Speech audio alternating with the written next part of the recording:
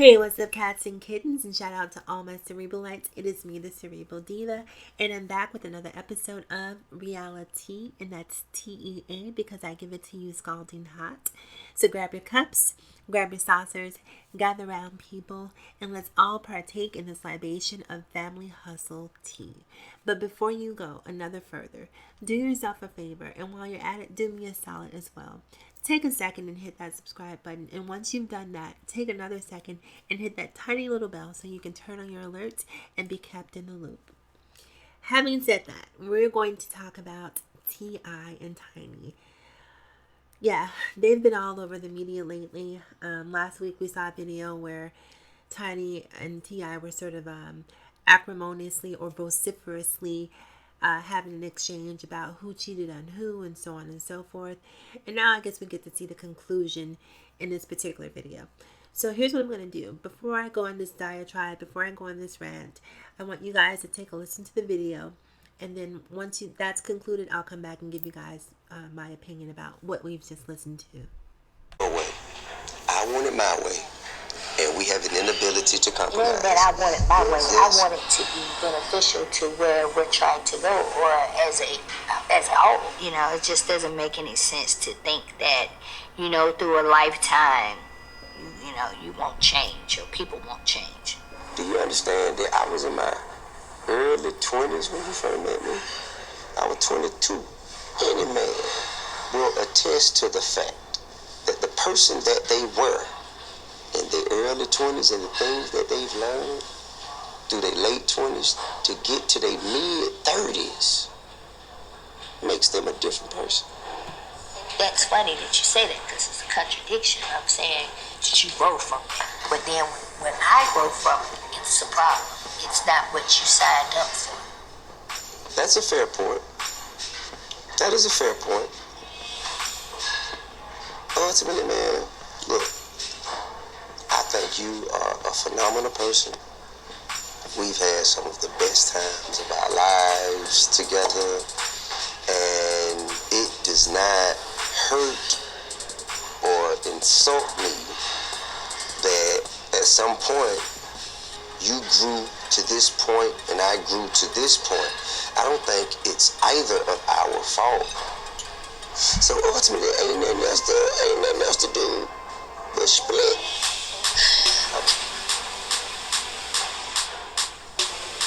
I mean, you know, it is kind of crazy to say, you know, that we would not be a couple anymore, because we've always been stuck together like glue, like every day, day in, day out, you know, for the most part. So it is it's odd, it's strange, it's different. I think it's better for the kids.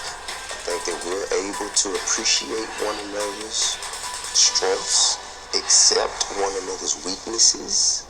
I believe we're able to really work together better now. Man, part of me is happy. Part of me happy to close this chapter. Simply because, I mean, I feel we outgrew each other. I feel she grew in a different direction, you know, and I did too.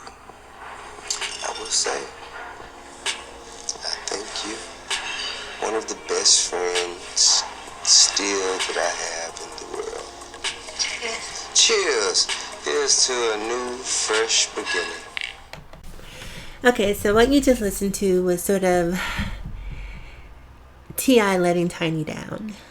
And it's hard to watch. I mean, for me, it's just difficult to watch, because in that moment you can see so much angst, so much hurt, so much pain in Tiny's face and her disposition. Like, you know, she's wounded, and everything about her in that moment. It's everything that she doesn't say. It's everything that she doesn't do that tells you she doesn't want this to be over. She doesn't want it to be, even though she's the one who filed for divorce. She sort of pulled a Lauryn Hill, you know, I get mad when you walk away, so I tell you leave when I mean stay. You can see in that particular moment that she's regretful about having filed for that divorce. And that's one thing as women you have to understand. Until you're at that point that you're actually ready to do something, then don't do anything. Don't do anything. Well, I shouldn't say don't do anything, because I think Tiny absolutely did the right thing. But I can see that there's so much hurt and regret in that particular moment for having filed that divorce, because to a certain degree, I feel like she's the type of woman that would have been willing to share TI, like where she believes some is better than none. And I think that whether she knows it or not, by filing for that divorce, she really put herself in a position of power. I am a firm believer. I mean, I live this tooth and nail. To keep some things, you have to let them go. And that includes a man. Sometimes if you want to keep a man, sometimes you have to let him go. Let him venture out into this world of thought-tasticness and let him see what's out there. And maybe he'll appreciate or have a renewed sense of appreciation for what he's losing. And hopefully if he does have that epiphany, you won't be there to catch him. Because another man who will have seen and recognized the potential that you offer. And beyond another man seeing it, hopefully you will see the potential that you have to offer. And it will help you to make different choices in the minute you choose moving forward. Now, one of the things that I did not like about this scene is T.I. has a very sort of snide, condescending smugness about him that really bothers me. It's almost like there are certain points during this conversation that it feels like a pimp sort of teaching his hoe the game. You know, like it's just like it's not the type of energy you would expect from a man to give to the mother of his children, to a woman who is, held him down when he was incarcerated, to a woman who to a large degree was nearly incarcerated because of him.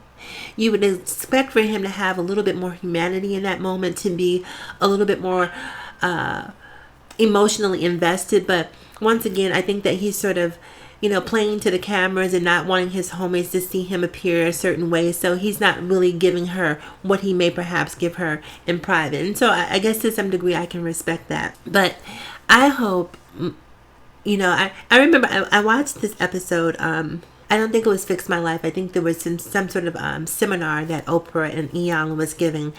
And Iyanla was coaching a lady, and she said something that sticks with me to this very day. The woman was a woman who gave a lot to other people. People were constantly taking from her. And Iyanla said something, and I'm paraphrasing. She said, my cup runneth over. And she said, what's in the cup is for me. That which runneth over, that's for everyone else. And I think that that's the lesson that a lot of women need to take from the situation with from Tiny and T.I. Tiny allowed her cup to be full of T.I. and she accepted the scraps for herself. And now that he's had enough of what's in the cup, he's moving on to someone else. And that's why it's important for you, for me, for women, and for human beings in general, to realize that sometimes in life you have to be okay with being selfish. Sometimes you have to be okay with putting yourself first and not feel like by doing so it makes you a bad person. It's okay to make sure that you're taking care of you, because that's what you should be doing. And watching Tiny in this particular scene, I get criticized very often by men in my personal life for saying I'm too tough, I'm too hard, I'm too, I have so many walls. I guess to some degree I do have walls up, but it's because I don't want to be a Tiny. I cannot allow myself to be used and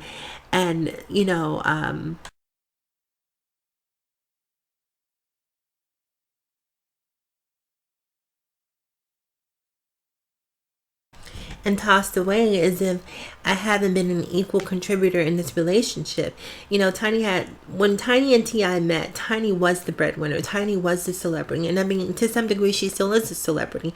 But I hope that now that she's free of T.I., she's back with Escape, she gets an opportunity to get out there, to date. I mean, she's still attractive. She's still viable enough and young enough that she can have a second life, a new life, without T.I. And I'm telling you, if I know nothing else, I know this. The moment T.I. begins to see her moving on with a new man and being happy, watch all sorts of problems arise. He wants her to be completely okay with this Bernice chick, who is a beautiful woman in her own right.